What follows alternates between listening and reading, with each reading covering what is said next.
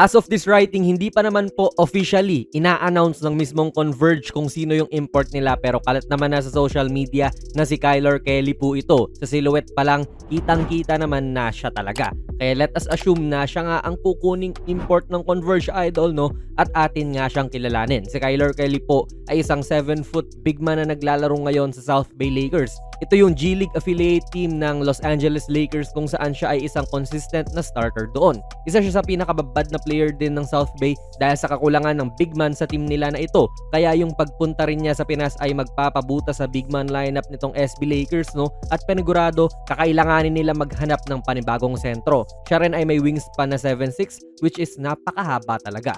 Currently, Idol, nag-average siya ng 8.3 points, 7.3 rebounds, 1.8 assists, and 2.4 blocks per game dito sa SB Lakers. Serving nga bilang consistent na starting big man nila. Kaya yes po, hindi nakakawaw yung mga stats na ito ni Kelly, pero given naman na yan. Napapanood ko na rin to since lagi tayong tutok sa Lakers, then nanonood rin tayo minsan ng mga G League games nila. Itong laruan po ni Kelly, para lang sa akin ay hindi pang first option. At least sa paningin ko. I mean, yan ay purely lang din sa nakikita ko na role niya dito sa South Bay.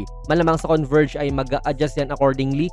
More opportunities, more touches, at lalong-lalo na kung siya rin yung isa sa mga pinakamalalaki at pinaka-athletic sa court sa bawat game, di ba? Kaya wag tayong magpadala sa stats, Idol. Hindi man panghalimaw, pero baka nakitaan siya ng Converge ng halaga. At malay nyo, pwede rin maging candidate yan sa naturalization kung mabetan din siya ng SBP. Sa NBA level po, naging player siya ng Dallas Mavericks pati New Orleans Pelicans last season. Ito yung panahon din na na-injury si Anthony Davis nung na-trade siya sa Dallas, tapos pati ibang bigs nila ay puro injured nun.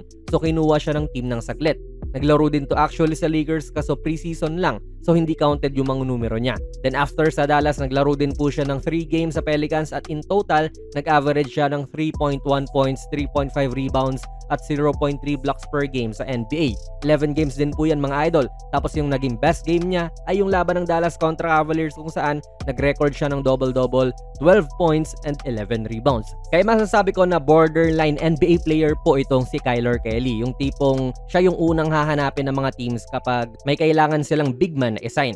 Sadyang syempre, sobrang talented lang din talaga ng mga big man sa NBA kaya medyo hindi siya nabibigyan ng opportunity. Kaya ayun, going back, no, yan nga yung una nating napansin. Hindi pang first option yung laro ni Kelly. Sinasabi natin yan hindi bilang panalait, no, baka sabihin nyo, edi ikaw na yung magaling. Pero alam mo yun, kailangan may mahusay na point guard siya na kasama rin.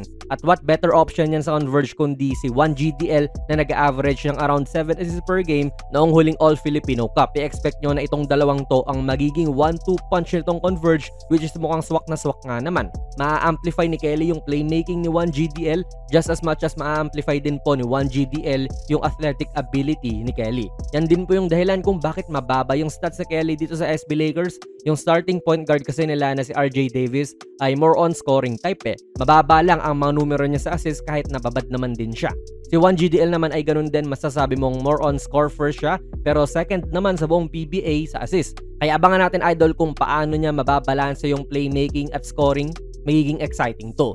Twin or even triple towers pa nga ang mangyayari dyan dahil makakasama ni Kelly sina Balti at Justin Arana. May mga nag-iisip din po na sana parang scoring wing player na lang ang kinuha ng Converge na tulad ni Scottie Hobson last year, yung tipong bubuhat talaga ng opensa. Pero wala eh. Only ang height ng imports ngayon, so kailangan din ng Converge ng panapat dyan. Hinebra lang din talaga yung naging firm na Brownlee ulit kahit maliit na sila. Kaya interesting po yung choice itong Converge, Idol. I think first time din po ni Kelly na lalaban sa ibayong dagat, no? Yung liga outside the US. Kaya malamang mangangapa rin to. And sa tingin ko, first time din po niyang magiging first option sa isang team in the pro level. Yun ay kung gagawin nga siyang first option talaga ng Converge at hindi yung pick and roll player lang lagi with 1GDL. Which is sa tingin ko yung madalas nating makikita.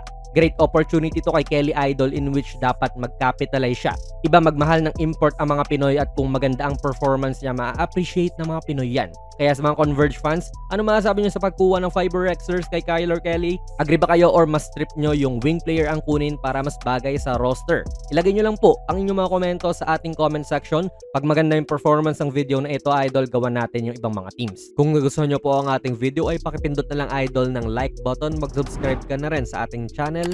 And ako nga pala si Jonas PB, and as always, hanggang sa muli.